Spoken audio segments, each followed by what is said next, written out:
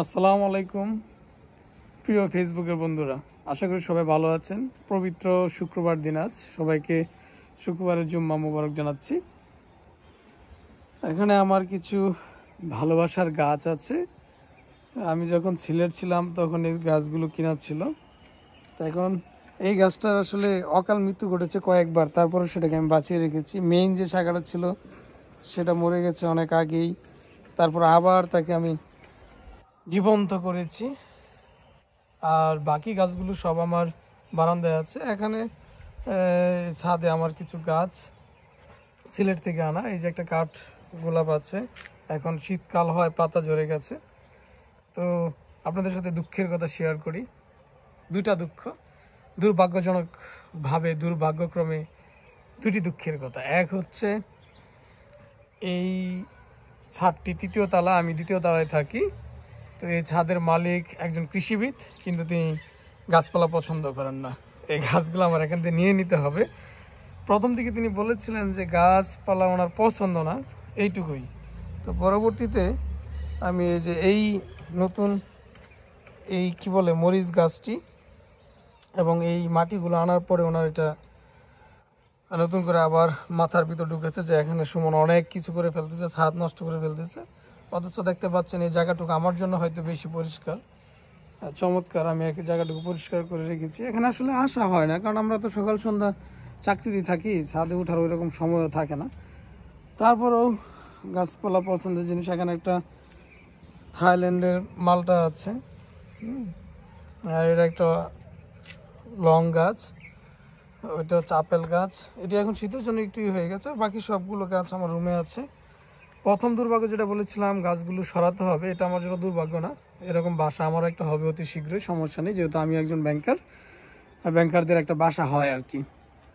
প্রথম দুর্ভাগ্য বলেছিলাম একজন কৃষিবিদ গাছপালা পছন্দ করেন না, এটা আমি একজন কৃষিবিদ হিসেবে আমার জন্য এটা খুবই দুর্ভাগ্য। এখানে কিছু গাছ আছে, এটা বাসার মালিকের ওয়াইফ নাকি ওনার হাজবেন্ডের সাথে যুদ্ধ করে লাগিয়েছেন। যাই হোক, দ্বিতীয় দুর্ভাগ্য হচ্ছে আমি একজন ব্যাংকার, এই বাসাটাও একজন ব্যাংকারের। তো এতদিন ওনাকে আমি কলিগ মনে করি আসলে এইগুলো এখানে রাখতাম, বা ওনার বাসাটাকে আমি আমার নিজের বাসার মতো পরিচর্যা করেছি। দেখতে পারতেছেন এই যে এই জায়গাটুকু, কিংবা আগে বৃষ্টির সময় এখানে যা কিছু পরিষ্কার পরিচ্ছন্নতা সেগুলো আমি করেছিলাম এই জায়গাটুকু। এবং ওনার বাসার সামনেও আমি সবসময় পরিষ্কার রাখি, যেদিনকে ময়লা নিতে আসে ওদেরকে দমকায় পরিষ্কার করাই।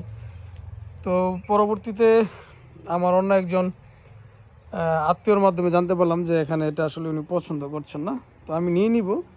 আর দ্বিতীয় দুর্ভাগ্য সেটাই বললাম যে উনি আমার একজন ব্যাংকার, কোন ব্যাংকের কর্মকর্তা বা উনি কোন পোস্টে কোথায় আছেন সেটা বললাম না, কিন্তু উনি একজন ব্যাংকার।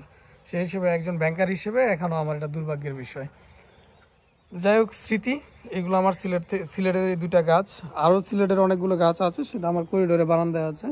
তো বাকি এই ছাদে হয়তো আমি আর আসবো না, কারণ অন্যের বাসায় আমি তো আর ছাদ ভাড়া নিইনি, ভাড়া নিয়েছি শুধুমাত্র আমার রুমগুলো, সুতরাং অন্যের বাসায় না আসা ভালো। তবে জায়গাটা আমার খুব পছন্দের, আমি অনেক দিন পরে এখানে আসলেও এখানে একটু বসে চারপাশটা দেখি ভালো লাগে, কারণ জায়গাটা খোলামেলা। তবে এই খোলামেলা হয়তো বেশি দিন থাকবে না, এই পাশে যখন বাসা হয়ে যাবে, এই জায়গা অলরেডি নিচে কাজ শুরু করেছে, তখন আর এই খোলামেলা হয়তো থাকবে না।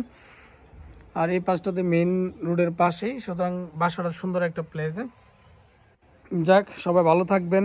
আপনাদের সাথে আসলে দুর্ভাগ্য এই বিষয়গুলো আসলে মানে এই দুঃখের জিনিসগুলো কাউকে আসলে শেয়ার করা যায় না ফেসবুকে ছাড়া, বা আপনাদের এই ফেসবুকে এখন হচ্ছে মনে হচ্ছে যে দুঃখ শেয়ারের অন্যতম মাধ্যম হয়ে গেছে। সবাই আসলে এরকম নিজেদের অনেক ভিডিও করেন, আমরা দেখি।